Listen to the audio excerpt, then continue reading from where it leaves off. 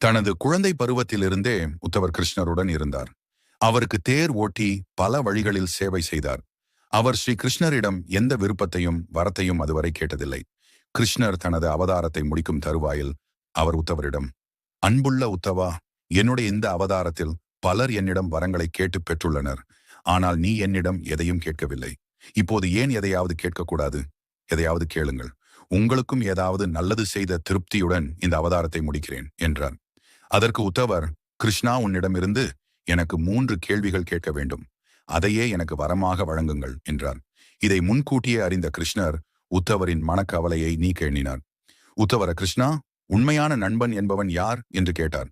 அதற்கு கிருஷ்ணர், கேட்காமலேயே தன் நண்பனின் துன்பத்தை அறிந்து ஓடி வந்து உதவுபவனே உண்மையான நண்பன் என்று கூறினார். அதற்கு உத்தவர், அப்படியானால் பாண்டவர்களுக்கு நீங்கள் ஏன் உதவவில்லை? சூதாட்ட மண்டபத்திற்குள் நுழையும் முன் யுதிஷ்டிரனை நீங்கள் தடுத்திருக்கலாமே. அல்லது சகுனி உருட்டிய பகடையை பாண்டவர்களுக்கு சாதகமாக மாற்றியிருக்கலாமே. திரௌபதியின் மானம் போகும் வரை ஏன் காத்திருந்தீர்கள் என்று கேட்டார். அதற்கு கிருஷ்ணர், உத்தவா, இந்த உலகத்தில் விவேகம் உள்ளவனே வெல்கிறான். துரியோதனனுக்கு தான் சூதாடத் தெரியாது என்று தெரியும். அதனால் அவன் தன் மாமா சகுனியை பயன்படுத்தினான். அது விவேகம். ஆனால் யுதிஷ்டிரன், நான் அவனுக்கு பதிலாக விளையாடுவேன் என்று சொல்லவில்லை.